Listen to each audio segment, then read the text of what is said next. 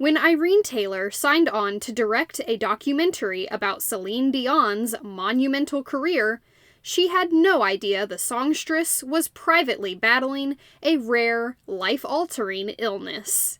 Neither did Dion herself. Halfway through filming I Am, Céline Dion, the 56-year-old singer received a definitive diagnosis. Doctors confirmed that the debilitating symptoms she had been experiencing intermittently for 17 years were signs of stiff person syndrome. This revelation turned everything upside down for both Dion and Taylor.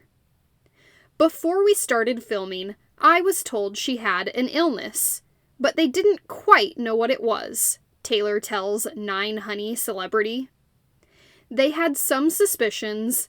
None of us expected to witness as much as we did over the course of the year. For nearly 2 hours, fans get a front row seat to Dion's life, with the brutal realities she faces due to stiff person syndrome taking center stage. Stiff person syndrome is a rare, progressive disorder that affects the nervous system, specifically the brain and spinal cord, according to the National Institute of Neurological Disorders and Stroke. Symptoms can include extreme muscle stiffness, rigidity, and painful spasms in the trunk and limbs, severely impairing mobility. These spasms can even generate enough force to fracture bones. Initially, Taylor believed she was directing a retrospective on Dion's 4-decade-long career. However, it quickly became clear that Dion was not only looking for a director, but also a confidant. I realized she knew she was sick, and she knew that finding the right person to talk to about it, to share it with, and to tell the truth to for the first time to an outsider, it would make her feel better, Taylor says.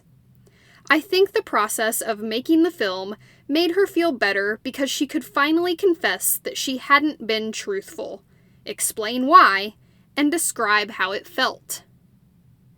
In late 2022, Dion revealed her diagnosis in an emotional video message. Prior to this, she had been canceling and postponing shows and appearances, citing other reasons. Eventually, the weight of the lie became too heavy, and Dion felt compelled to tell the truth to be fair to her fans. Taylor witnessed Dion's decision to come forward over several months. An extraordinary experience that resulted in numerous, meaningful, poignant moments of vulnerability, many of which couldn't be included in the documentary. Her openness was unprecedented. The way she shared information with me was so candid, Taylor recalls. But it was all about balance. I didn't want to make it too sad or too flippant. But I did want to surprise people. One particularly harrowing scene that changed Taylor as a director involved Dion experiencing a medical episode on camera. It literally happened in 30 seconds, with the camera already rolling, Taylor says. It was so uncomfortable. For 5 minutes, viewers witness what Taylor calls her deepest, darkest experience in real time. Dion, attempting to sing for the first time in 2 years, triggers violent muscle spasms, which her physical therapist refers to as a seizure. Dion, unable to speak, lies motionless on her side with her hands clenched, moaning in agony, as her team, including Taylor, who was part of a pared-down crew filming what they thought would be a routine appointment, rushes to assist her. The whole scene is 5 minutes of no dialogue, other than hearing people say, "Should we call 911? You're not going to fall." Things like that. Taylor recalls, noting that in real life, the episode lasted 40 minutes. But Celine's not talking to us. It's the equivalent in body language of her telling us her deepest, darkest experience.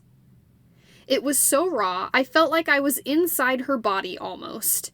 And that, to me, was very instructive as a filmmaker. It really reminds me that there's so much value and expression beyond words.